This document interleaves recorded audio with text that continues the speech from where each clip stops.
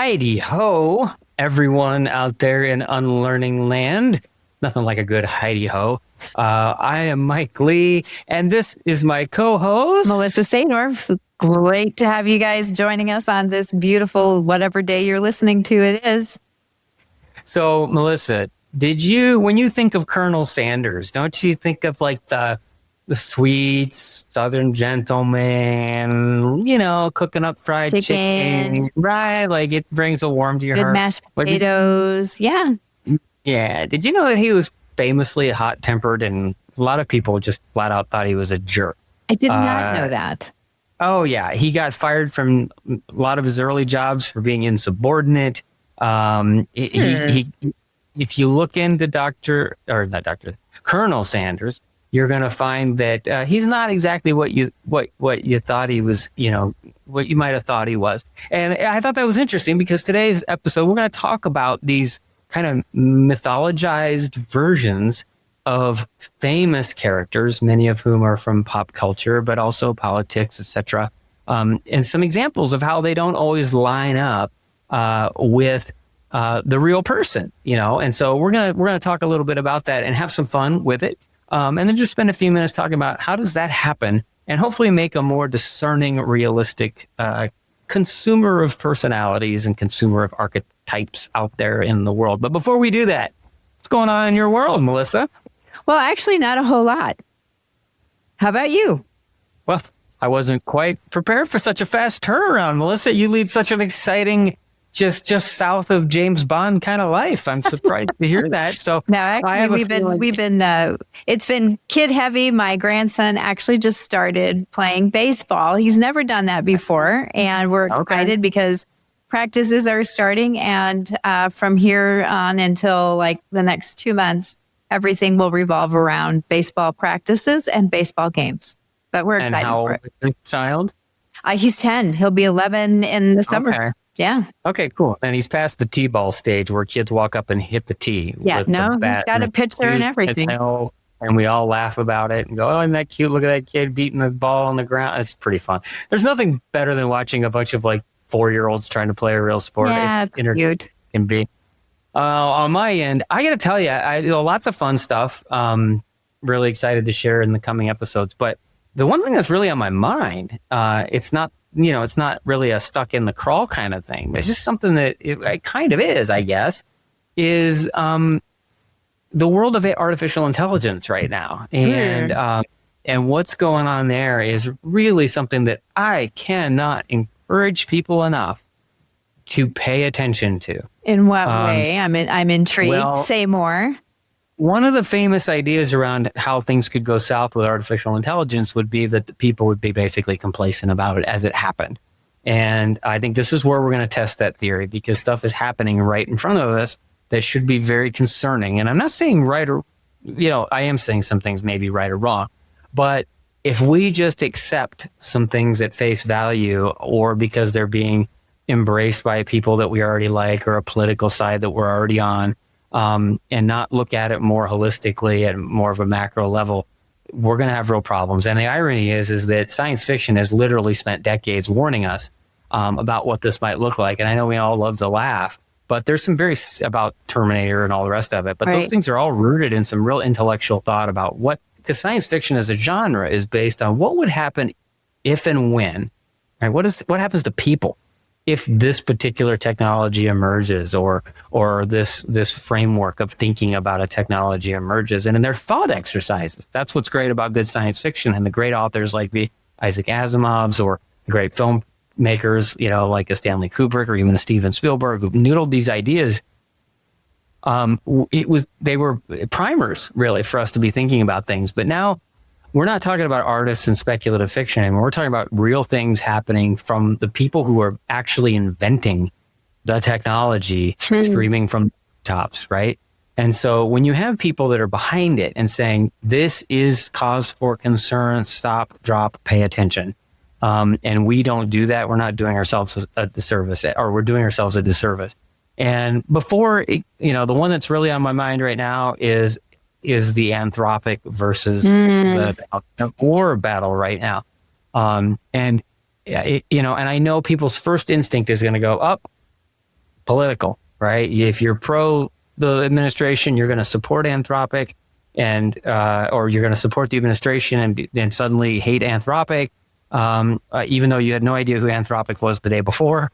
Or if you are anti-administration, you're going to be anti-Department of War. Right. So I would simply ask people to, first of all, resist that urge. And second, ask yourself, before the apparatus kicks in, which is they're going to spend the following months kind of neutering certain people's opinions about things that if they had been asked before, what they would have thought they would have found horrible.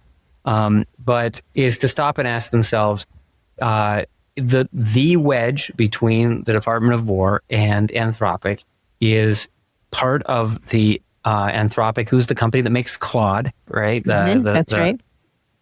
The LLM, Claude is like ChatGPT, so Anthropic is one of the major companies working on artificial intelligence. They have a long track record of the most credible of the companies when it comes to paying attention to ethical concerns and exploring and researching and spending money looking into what would happen if, and really trying to be mindful while they consider themselves maybe creating a technology that could be devastating or wonderfully helpful. Mm-hmm.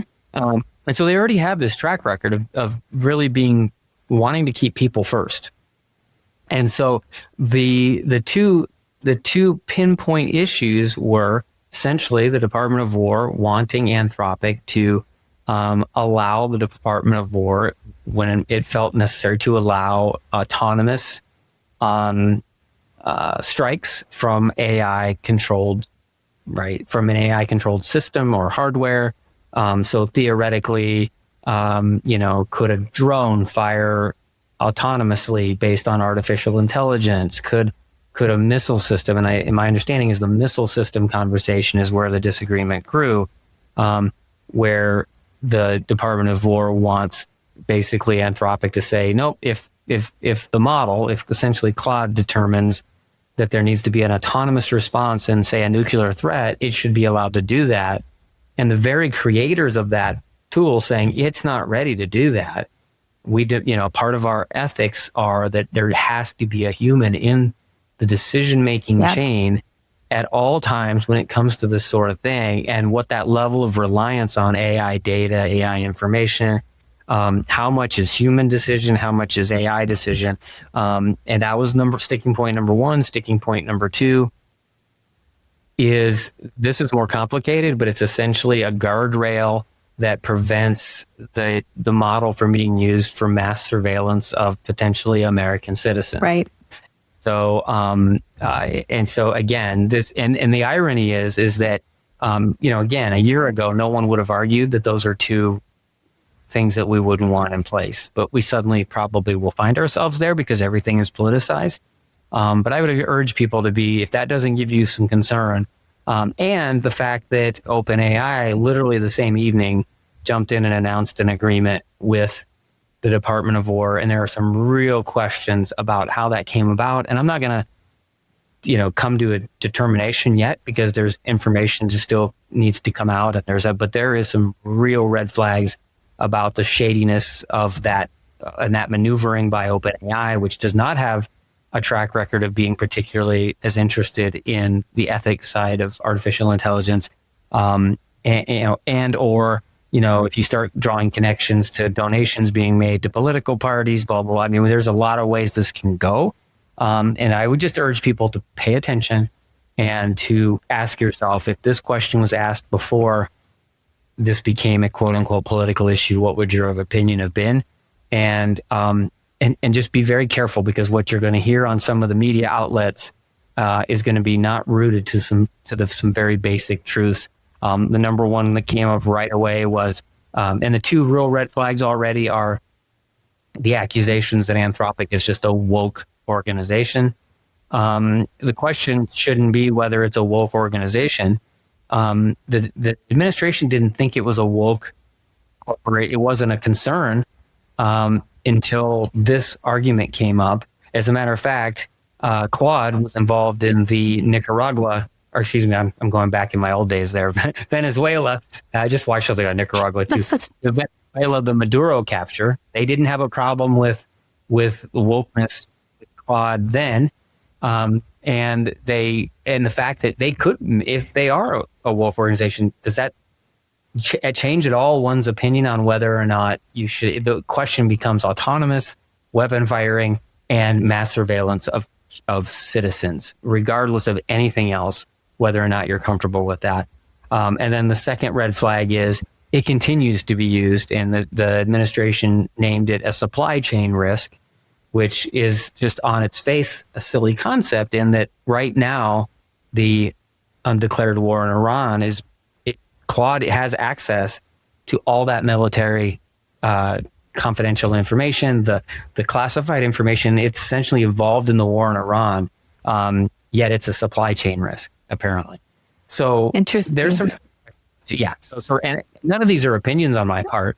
These are all factual statements of things that would happen that should be raising eyebrows of people. So this is we're in a really fulcrum moment when it comes to AI, not just with this, but with jobs, with real concerns about what's happening. What careers are we preparing kids for?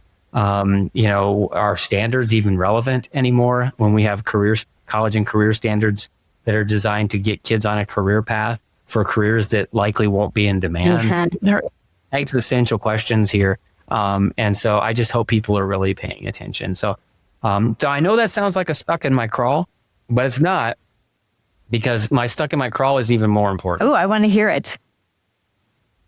T-shirt neck. Tell me more about T-shirt neck. I have T-shirts that I really like that I don't like a loose, stretched out looking like Charlie Brown put this shirt on at one point, had to get it over his big fat head. Like, why are some T-shirt necks nice and snug? They look trim, they look good. And other ones just kind of, I've got a middle one going on right now that I wore, but I figured I could maybe get away with it by wearing the overshirt. It bothers me. I have another one that I just was going to put on this morning, and I just won't wear it. It's just too gappy to wear. Yeah, and I do have to show. Yeah, please. Yep. This artist is Samantha Fish. Do tell more about Miss Fish. Samantha Fish is one of the greatest guitar players on the planet, and I would encourage people to check out her music. She plays a lot of festival shows. Telluride is where I'd first seen her. Okay. But she tours all over the world. She's really famous in guitar circles and in blues and blues rock, and some dabbling in country influence. She's out of New Orleans, Louisiana area, and has all kinds of influence. But she is a wicked guitarist and a hell of a performer. Very cool. So if you see this name come up on, hey, this person's coming to town, and you're looking for a night out, to watch somebody who plays some great blues / rock / very accessible kind of music and it's just an amazing live performer, go check out Samantha Fish. Go up to Telluride, go to the Blues and Brews. She plays pretty much every year. Matter of fact, I think she's played every year there, but she does turn up at a lot of blues festivals. She's pretty much either going to be a headliner or a sub-headliner for almost all of them. If Very she can make it. I'm exhausted just seeing her tour schedule. I don't know how she does it. So anyway, what's stuck in your crawl today, Melissa? Anything? Well, this is not nearly as important as your craw, for sure. Have you ever gotten into your car after somebody's used it and the gas tank is showing as almost empty, and you're like needing to go somewhere, and like you don't have time because you didn't know that you had to fill it? I'm guessing you did. I did. I'm guessing you had this happen. I have had this happen on multiple occasions. It drives me crazy. Will this person be named and shamed? I don't want to shame, but I will name that my husband does this all the time. He drives it until it's almost on empty and then parks it.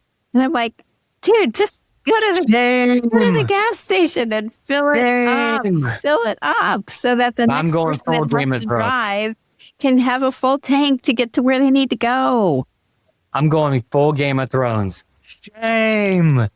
Shame. You should be paraded through the streets. You know why that never happens to me? Because your wife doesn't drive your car.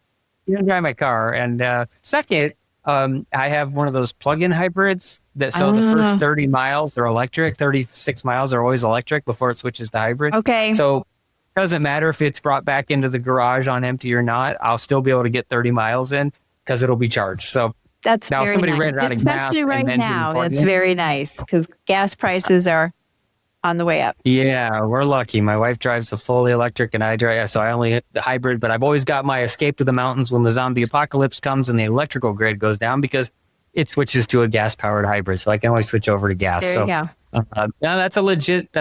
You see what I just did there to deal with my neck thing? So when it starts to come down like that and look jakey, as my mom would have said, I pull it back in the back and it kind of gives it a tighter look. And so I should really clip it back there to keep it.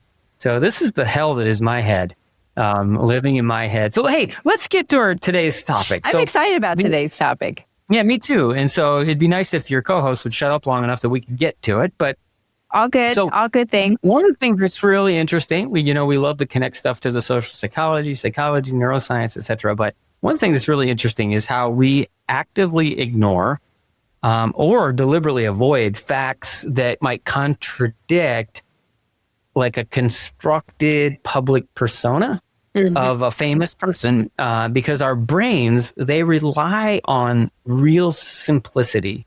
And that includes simple archetypes to organize cultural values, especially, right? So we've talked about before that the brain always is trying to conserve energy. That's why we want things binary. We don't want to, to dive too deeply. It's why no one will probably ever listen to this podcast. No, I'm just kidding. Is that's a lot of energy expended. And if I can just make a quick decision and move on, that works. So, matter of fact, you can see people actively push back on this sort of thing when you start to bring up, hey, did you know so-and-so? No, they don't want to hear it, right? And so, in other words, it's almost like I know that there might be a truth there, and it's easier for me not to know. I'd rather enjoy this kind of created, this construct that's been invented, even though I know that person may not even be a real person. Right. Pretty interesting, right? Yeah. This idea that we have a relationship with an idea more than a real person. And so we don't have relationships with many celebrities, right? If any. Do you have relationships with any celebrities? You. Oh. Okay, any real celebrities? Well, and so when I say relationship, I'm glad. So relationship being a loosely constructed term, right? Like, a personal relationship or a relationship, I think, you could make a case that some, and again, we could debate this till the cows come home. I could probably shoot my own ideas down here, but you could make a case that some celebrities are far more transparent. And matter of fact, part of their brand is their transparency, right? I think my wife would tell you that she feels like she knows Howard Stern, like he lives here, right? She's been listening to him for decades, and he shares the most embarrassing details of his life. But there's probably a certain level of even that constructed personality that is still brand management, right? Like there's certain things you're going to leave out. And so we don't have a true relationship with any celebrity that we don't know personally. But we do have some that are just completely out there. People have been dead for decades, but we just, or we accept this, and that's where the algorithm can come in, right? Like this very carefully constructed Instagram version of a celebrity or influencer, right? Why that happens is because the brain really sees conflicting information, not really as a fun fact, but a literal threat to its own organizational system, right? Like this is a threat to everything I hold dear, right? There'll be a person or two that I might mention here that are going to cause people to recoil, right? That can't be true. Or why are you even doing, or your podcast is stupid, right? Or start coming up with reasons why I don't want to hear this, right? About somebody. And it's true. The podcast, two things can be true at once. My podcast might be stupid, at least when I'm talking, but I might still be telling you the truth. Mm-hmm. And so why are we spending some time on this today? Because it can be kind of fun. Colonel Sanders thing is pretty fun. But unlearning these kind of they're like avatars, allows us to appreciate the complexity of human beings rather than demanding that they remain kind of two-dimensional caricatures. And it helps us to, if I have this concept, like John Wayne's going to be one we're going to talk about today, right? Like the ultimate archetype. If I can get rid of this idea that this person existed in the way that I think they exist, I can quit holding other people up to that standard, right? Good point. Like John Wayne was this way, and John, why can't you be that way? Right. And the reality was John Wayne wasn't that way. John Wayne was complex. John Wayne would have pissed you off on some days. You would have disagreed with him sometimes. And you're just selecting some things about him to create this constructed image that actually was real, conducive to the career build and the whole 9 yards. It's not an indictment of who they are. It's just they're not who you think they are, and understanding that people are far more complex. So they're human, right? And we forget they are human. Go figure, right? And so and we also tend to think, we really lean into the pop culture version of the person, right? And John Wayne, for example, matter of fact, let's just jump right in. I'll just jump right in with John. You want to start with John Wayne? No, I think I have a story, but I want you to talk about John Wayne, the cowboy, and then I'll tell you a story that actually intersects with Stanfield Elementary School District, where I was a superintendent, because it's kind of okay. I'd love to hear this. So John Wayne, first of all, let me preface by saying I grew up with John Wayne. I love John Wayne. I projected John Wayne on my grandfather. I still love John Wayne movies. Yep. Either Searchers or True Grit or The Shootist is one of the saddest movies I've ever seen, because they all knew he was dying of cancer. Like, John Wayne is an icon. He belongs on the Mount Rushmore for Hollywood. And so I grew up with a love of all things John Wayne. And so, but you're recognizing that, there's this idea of John Wayne was this rugged, macho cowboy. He represents everything that's Americana. It's everything we want our kids to be. It's everything that, like, if you could take a human and turn them into a country, that's what you want American to be, right? Is John Wayne. But the reality is the John Wayne that you think was one that was presented on screen, right? He was almost always the good guy. And even when he was like the drunkard in True Grit, right? The waste of space drunkard in True Grit, there was still underneath all that, the guy that was going to help the girl, right? So he was going to get himself together and have the big moment. And so, but the reality is there's some things that they don't really want to, hear about we don't have time to dive into. I would encourage people to read biographies of John Wayne. They're fascinating. There are things to love about him. There are things that are fascinating and interesting about him. There are things to appreciate about him. But there's also things to go, oh, good Lord, he was just as flawed as me, right? Or as flawed as my neighbor, or as flawed as, for example, for this guy that, you think of as the American macho tough guy, he didn't serve in World War II. Matter of fact, he excelled at playing World War II soldiers. He did. But there are all kinds of stories about, how hard he went out of his way to not serve in World War II. Filing for a deferment for family dependency. Then he changed it to, national interest, making movies, used everything he could to get out of going to World War II. There's actually quite a bit of information that it had a lot to do with him not wanting to leave his ongoing relationship with, if I remember right, Marlene Dietrich, and kept him out of World War II. Now, an American... I did not know. That's interesting. Yeah, right. Yeah, and in the meantime, Jimmy Stewart served, right? Like a lot of Hollywood. Yes. Yeah, Jimmy Stewart served. Does that make Jimmy Stewart a better person than John Wayne? Of course not, right? But it just, we don't know enough, right? And I'm not into ranking humans. I love Jimmy Stewart. I love John Wayne characters and movies, and there's little stories about Jimmy Stewart and little stories about John Wayne that I adore. But they're stories, there are moments, there are segments of people's lives, and so, he was. Matter of fact, there was a lot of conversation about, he wasn't even a big fan of horses. Who would have guessed, right? John Wayne not being a big fan of horses, he actually preferred spending time on a yacht, right? To spending time with horses. And so, and these are all fine, right? But they don't align with what we like to tell ourselves. So my suggestion would be, hey, read The Good, the Bad, and the Ugly about John Wayne, right? And Good, the Bad, and the Ugly is Clint Eastwood. See what I did there? That's very nice. Very nice. Right. You're welcome.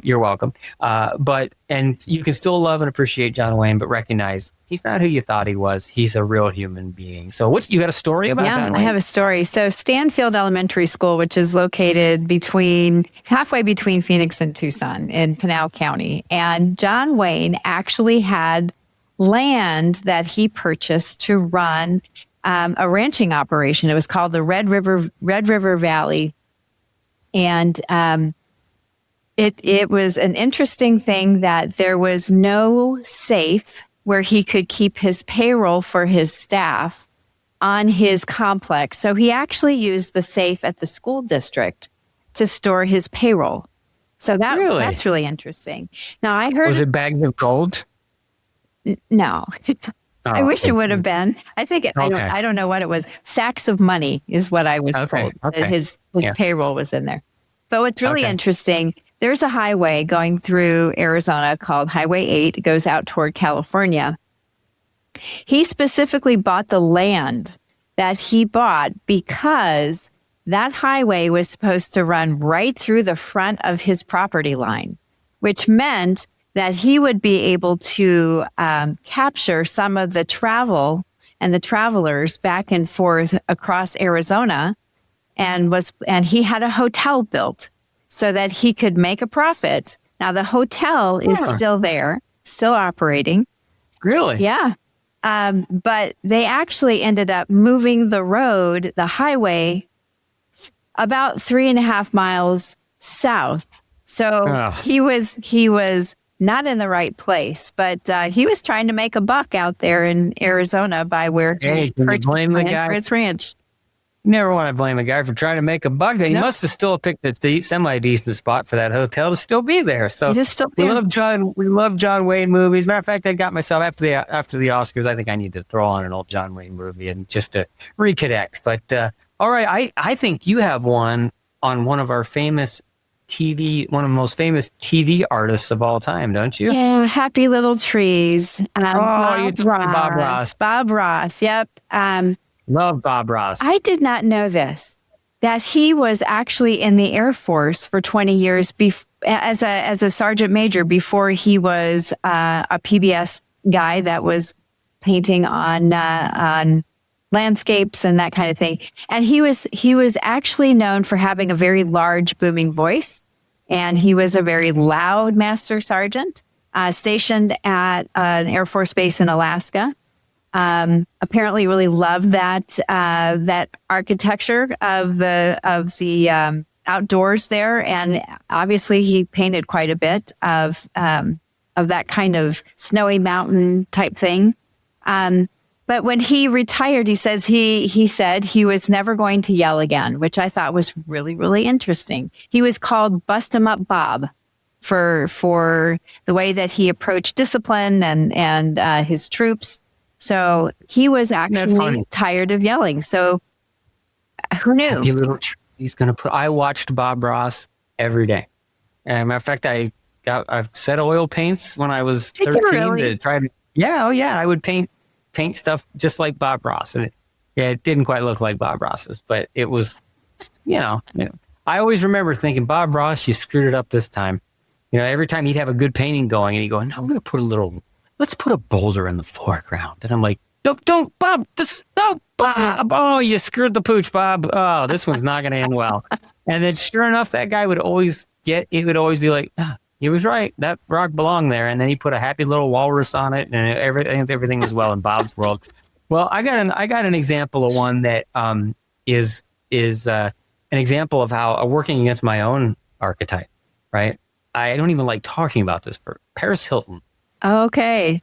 Didn't tell. So, yeah, right. So nobody makes me roll. There are a lot of people that might make me roll my eyes, including myself half the time. But Paris Hilton is really easy to kind of think of, the baby voice, ditzy persona. Yeah.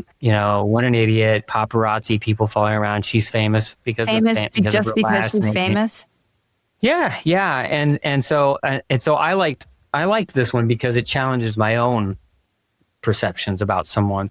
And what it brings up is that people are complex, not just in terms of complexity, but about the when, right? So when I think of Paris Hilton, I'm thinking about Paris Hilton in 1996, right? And so when you sample the person, also it has a lot to say about who you think they are, right? And so over time, it's almost like a rubber band ball or a foil ball, like Pee Wee's big Playhouse. When he'd roll out his foil ball and add more foil, they become more than they were, or different, or they evolve. And Paris Hilton's a good example of that. I mean, I haven't read a biography on Paris Hilton. I'm sure there is one, but but the reality is this persona that she created, and she did. You could make a case that she leveraged paparazzi and she leveraged her last name. There's a lot of people with famous last names that no one knows, right? And you can make a case that she leveraged some. There's plenty of stuff about her, the very famous. And remember, this isn't a for kids show, right? But she's very famous for her personal tape that came out. I believe in the late 90s or early 2000s that was something to be. But there was a lot of stuff that came out about like those that may have been very on purpose, right? And she was built. Now I can have a lot of questions about whether that's a good idea, right? Or how ethical that is, or how moral that is, or whatever. But what it does push back on about is that she's just this idiot that stumbled forward all the time. And maybe she sometimes stumbled forward. Maybe sometimes she was really smart. But the reality is she's become, in this day and age, a somewhat serious political activist. She testified in front of Congress, helping to lobby for legislation on the abusive kind of troubled teen industry. She's she's cashed in some of that celebrity to try to do some positive work. And so if I'm always weighting my opinion of Paris Hilton on 1998 and not considering her in totality, I come to the conclusion this is a complex individual, even though the first word that comes to mind when I think Paris Hilton is not complex at all, right? But it turns out even the people that we are quick to dismiss, there might be more going on under the hood, so to speak. So who you got next? So mine's a throwback. It's not quite so recent. Albert Einstein. Albert. I guess I never read about his life and times. For me, he was just the crazy scientist that was extremely smart. But apparently he had a very active romantic life. Married twice. He was divorced from his first wife, married his second wife. But while he was married to his second wife, he had at least 6 mistresses, which when I look at the guy, I think, really? Hey, smart is sexy, Melissa. Smart is sexy. I guess so. And then the hair is what it is. But he apparently very charismatic. And so, to your point about you have a perception of a person, you see a picture of him, you get, his writings, but you don't get the charisma in a picture. Right.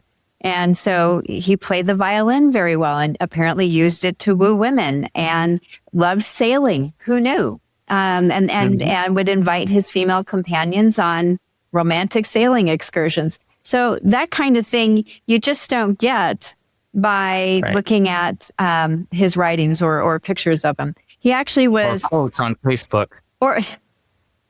Right? Exactly. You just don't get that.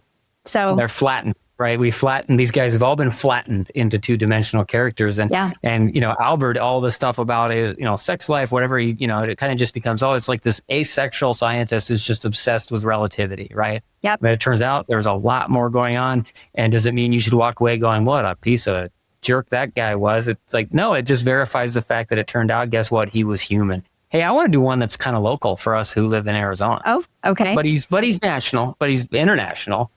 Alice Cooper. One of the original demonic shock rockers, right? Like this evil, right?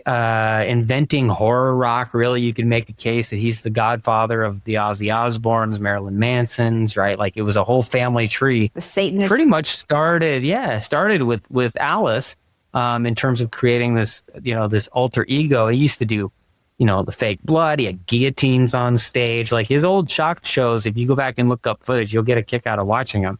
But the reality is a little bit different. Those of you who live in Phoenix may have even interacted with Alice Cooper because he's famously involved in philanthropy out here. He still lives in Phoenix. He has his Alice Cooper Foundation that has built music studios for kids, underprivileged kids, to come in and experience and have access to technology and recording studios and stuff that they otherwise would never get exposed to, get free lessons for learning instruments. He is he shows up. As a matter of fact, I sat behind him at a board meeting in the Paradise Valley district where he was being recognized by the district for all of his contributions, just philanthropic contributions to the kids in the district. And he was just like, other than having like dyed black hair, he just looked like another little old man that was at the board meeting. Was really nice. Everybody who runs into him says he's the nicest guy in the world. He has a book with the word monster in it, but it's a golf book called Golf Monster. He's a serious golfer. He's like a 4 handicap. He plays 6 days a week. He's not out sacrificing babies, to Satan. And he's just he's done tons to help other people.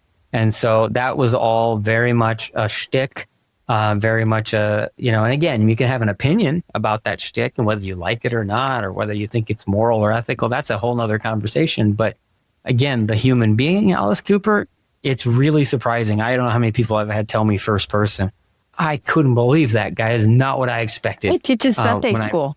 Who knew? Yeah. Very. As a matter of fact, if I recall right, he's the son of a preacher even. Not that a son of a preacher always means you're going to turn out. Preacher man. Isn't that a song? Yes, I do believe. If not, we should make it. No, it is one. So there you go. There you have it, Alice Cooper. So hey, let's do a few more. We got time. Okay. What the heck? Who you got? Betty White. Oh, I love. She's Betty awesome. White. Long before her Golden Girl days, she was actually a rule-breaking television powerhouse. Now, I would have guessed the rule-breaking part, but she was actually very forward in her generation. She co-created, produced, and starred in Life of Elizabeth in 1952, which was, you just didn't see women doing that kind of thing. But she was the first woman to have full creative control behind the camera. Highly unusual and just really groundbreaking. She was also, in 1954, she defied some racist backlash by featuring a black tap dancer on her variety show. And when Southerners decided that they were not happy about that and told her about it, she told them, live with it. and so, that is totally her brand. But she was very forward thinking, and I didn't realize that about her. She also, and I think we probably know this, she had an incredible sense of humor, and it wasn't always PG. So in fact, co-stars would say that she was a foul-mouthed entity while she was on the set. So love it. She would have fit right in with us. She would have, totally. Yeah. And the great thing is, it's like, again, we have a stereotype of her and she could work, but we love Betty White. God bless Betty White. Who doesn't like Betty White? That's the one thing we can't agree on, that everybody loved Betty White. So I got one that's super controversial. Okay. And this is why, we had an icon of the, kind of the, that fits more maybe into a conservative paradigm, right, in American culture. Well, now how about one that kind of is part of the far left? Okay. Paradigm? Who's this? Yeah. So, and because guess what? It doesn't matter where you find these people, they're always going to be complex, right? So a guy that you see turn up on t-shirts, posters of people that are pretty, typically pretty far left or even just left. And they think it's like, oh, this guy represents everything I believe in. But Che Guevara, right? Mm-hmm. Known as kind of the free-spirited bohemian rebel of Cuba, right? Stands for, you see a lot of like peace-loving hippies, to use a term my grandfather would have called, rocking around with Che shirts on. But the reality was, I would encourage people to spend a little more time digging, because this was a very, very complex and contradictory human being who cannot be flattened to a t-shirt, right? One way or the other. There are things that people would find appealing about him, but there's also things that people that are maybe further to the left on the spectrum would find that they weren't really on board with, right? There's widespread reporting about his opinions on people that were gay, and some of the actions that he took relative to homosexuality. Some work around agricultural labor camps that were set up for undesirable people. He's not the figure that you think he is. And so my But again, there are things that someone might dive in there and go, oh, I like that part, and I like that part, but I don't like that part. But that's not what we're doing when we just run to the store and like, oh, that T-shirt looks cool, I'm going to get a Che. And yeah, I believe in everything Che believed in. But the reality is Che believed in a lot more than you're thinking, paying attention to. And it includes the perception of Che from the other side that is also oversimplified. Sure. Right. So, and sometimes the details on some of these people are really hard to parse out. And there'll be a concerted effort to push back on, no, he wasn't anti this, and here's some evidence to suggest he wasn't.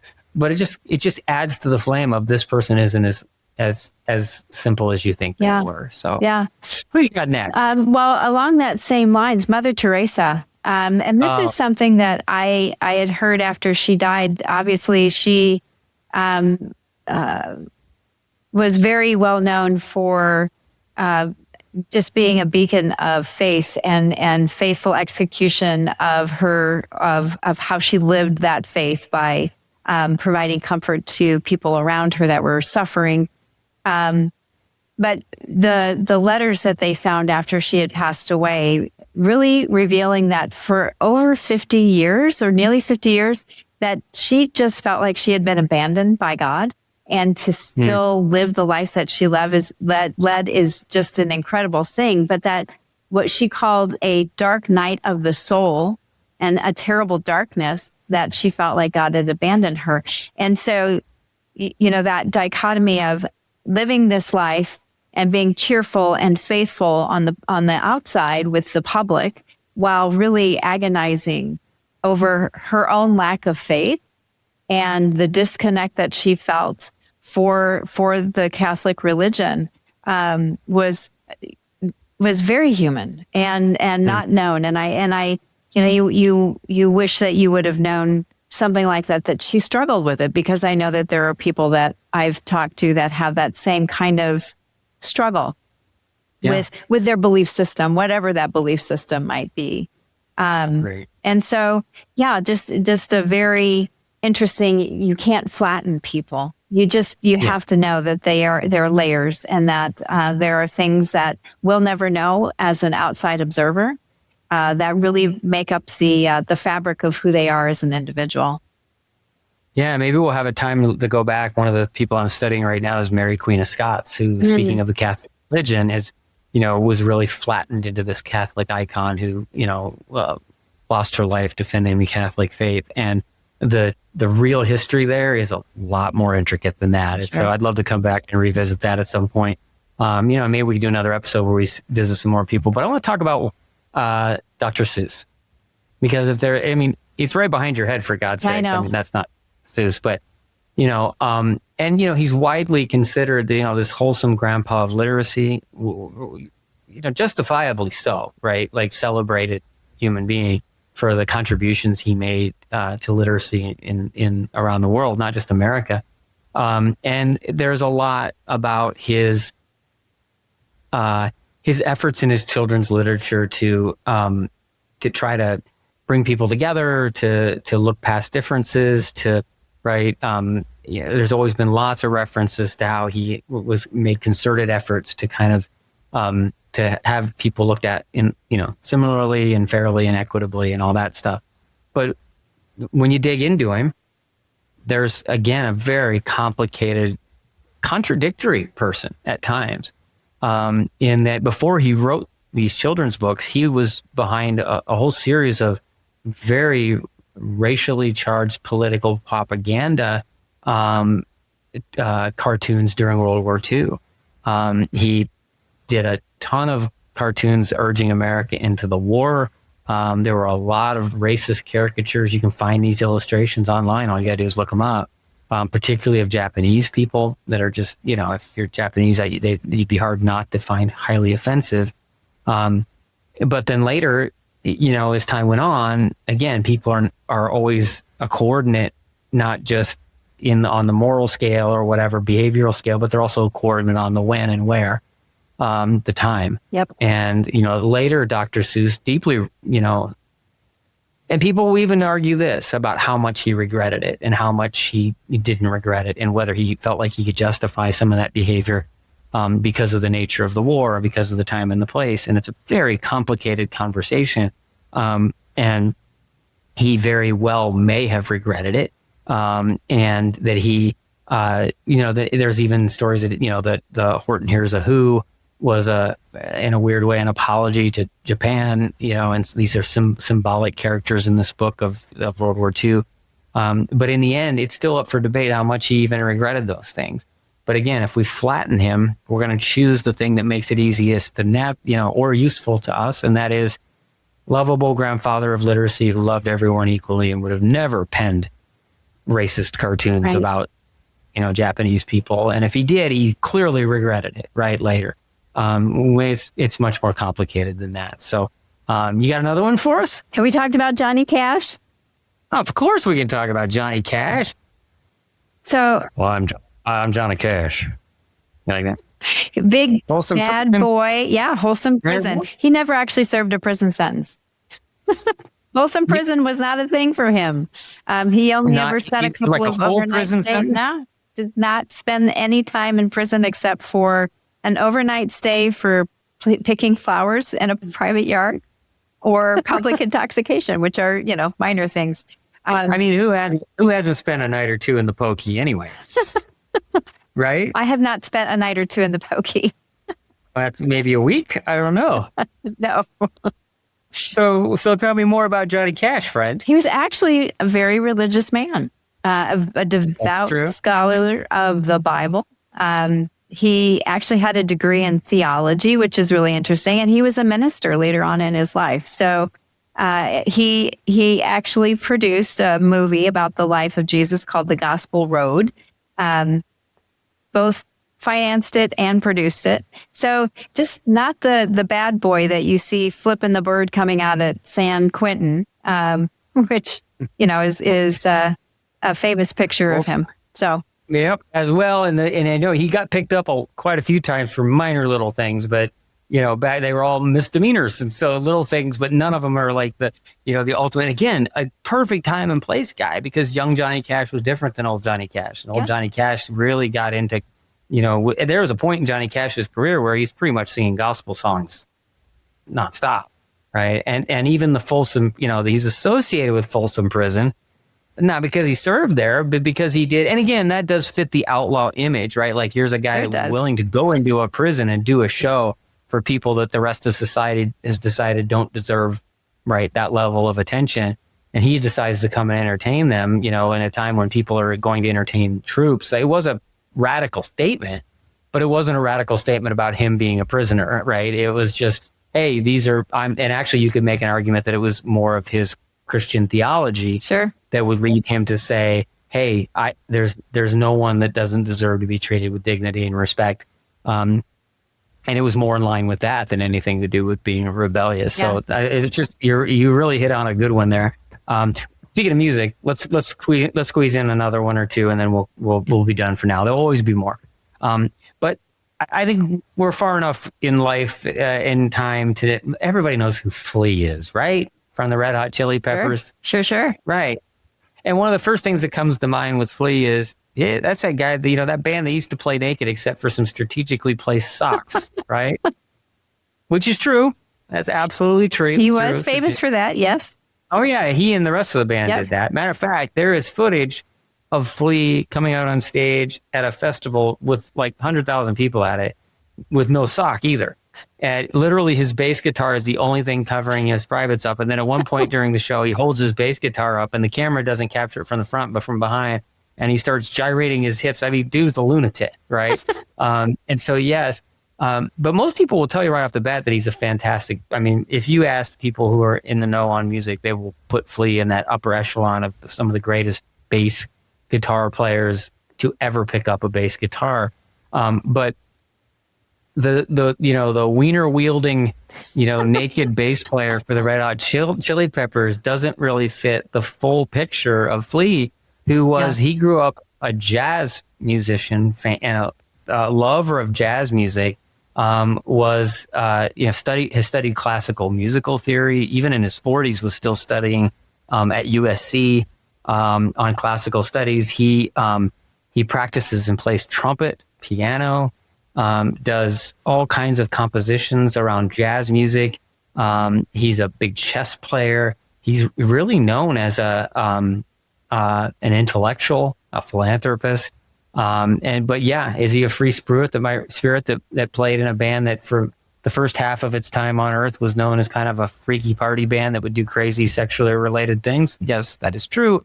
But it doesn't preclude him from also being a musical genius who does philanthropic work, does things to help kids access music and music instruction, and is actually just a real genius, right? And so a lot of times we don't think those two things can go together. Right. So got a last one for us to close out? I do got a last one, and that's Gordon Ramsay. And this I know him. This is a place thing. This is really interesting. On American TV, he's not somebody that I would want to ever have a meal or be in the kitchen with, because he is unhinged, right? He's loud, he's mad, he's screaming, he's shaming these poor cooks that are just trying to do the best they can do.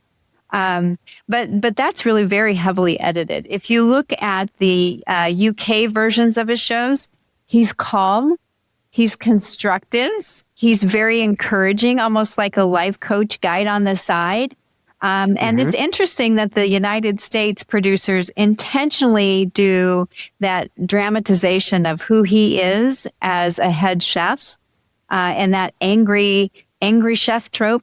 But truly, when you go behind the scenes or in real life, he's very loyal to his staff. He's very nurturing behind the scenes.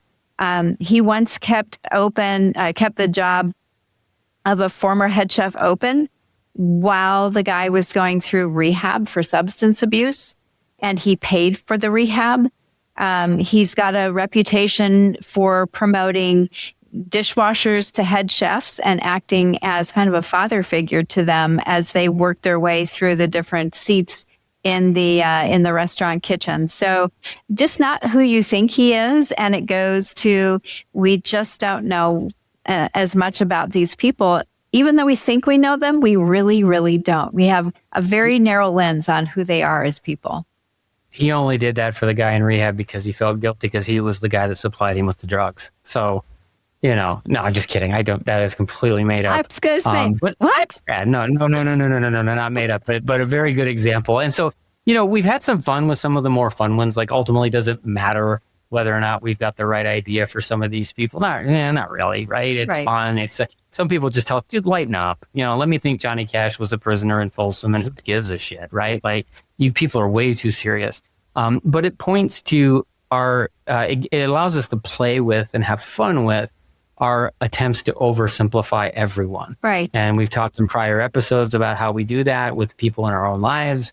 And then also when we try to retrofit or archetype subscribe, because it's something that reinforces our opinions, or our beliefs or our political opinions or our faith or whatever, it can be counterproductive and not helpful for people, right? So, just always realizing whether it's serious. Like I always like to tell people, it's what's really interesting. It really knocks people back is, did you know that Hitler was famous for, he loved dogs, was a great dog owner, loved kids, some kids, right? Yeah. But that doesn't compute, right? Like, how could a person who, you want to talk about complicated, arguably, the person that was most, many people would vote at the top of the list of the most evil, destructive human beings, at least in modern times, with bad intentions. How could they possibly have a soft side? Yeah. For dogs, or right? Like, yeah. And ultimately it's, which side are you leveraging for good, right? If Hitler dedicated that same energy to,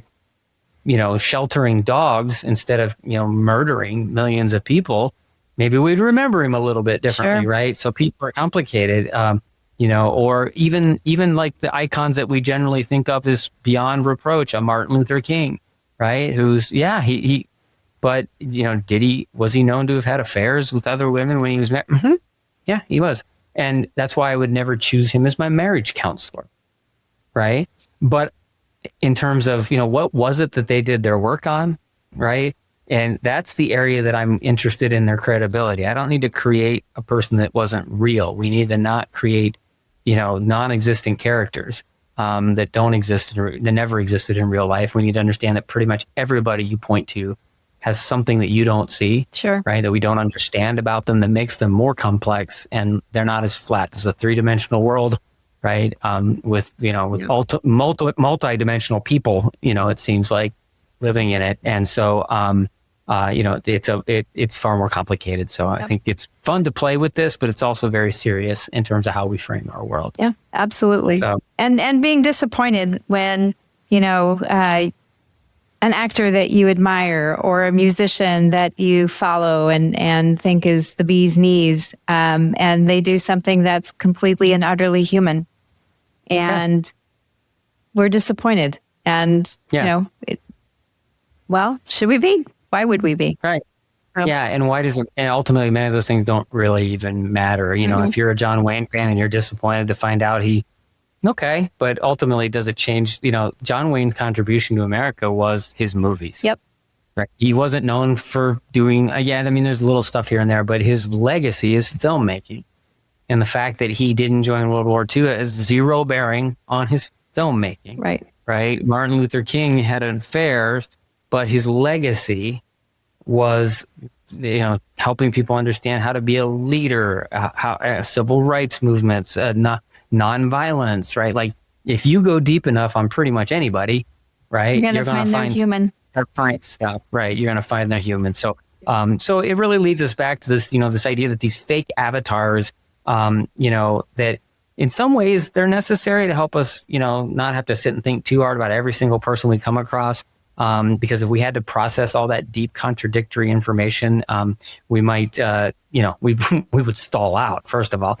But we just need to realize we're not processing all that information and hold the horses on, the stereotypical creation. And these aren't lies we tell ourselves about these people because we're being malicious. It's more about how our brain wants to file things away quickly and easily, or use those people to support our causes or whatever. So just always interesting to look at. So if you're out in the audience and you've got some interesting stories about people that maybe aren't well known, or angles of people that are known for negative stuff, and there's other things that really are like, whoa, isn't that interesting? Yeah, spill the tea.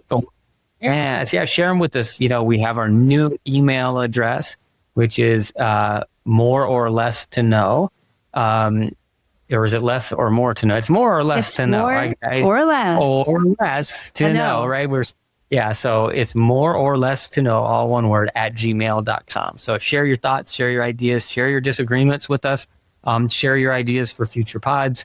And see, I said pods like I'm I would say right by now you can say you do Sean pod. Fantasy. Yeah, I'm like Sean Fantasy or somebody from the Ringer Network, right? We're dropping pods. Pods. Pods. And as soon as I get myself a bigger microphone than this, I'll really be in the club. So if I hold it close enough to the screen, it looks like a huge microphone. It actually looks like something from Star Wars. I was going to say, it looks like the Death Star. Yeah. So anyway, all right, everyone. We hope you enjoyed this episode. Stay tuned for more. We've got so much planned coming up. Melissa, you always like to remind people of one thing. Please make sure that you like, subscribe, leave a comment, but do please make sure that you share it with your mom and your mom's friends and your friends so that people can participate in some unlearning with us. We really like those comments. We do take them seriously. We do like the questions that we get and the comments that we get. So please make sure to rate, review, like, and subscribe. It makes other people aware that we're here as well. So. And if you've got somebody who's maybe not as tech inclined, they don't normally listen to podcasts, the easiest way for them to do that is pretty much everyone, my grandparents included, is you can click on the YouTube link that's in the description of the episode, and everyone can click on, open up a YouTube, and that'll take you to the YouTube video of the podcast. So podcast is not a scary word. It's just a way to describe it. It's a show. Matter of fact, they're even debating now whether they should even be called podcasts anymore because they're all turning into shows. So interesting stuff. All right. Thank you, everyone. We will see you next time on Unlearning Out Loud. See you next time.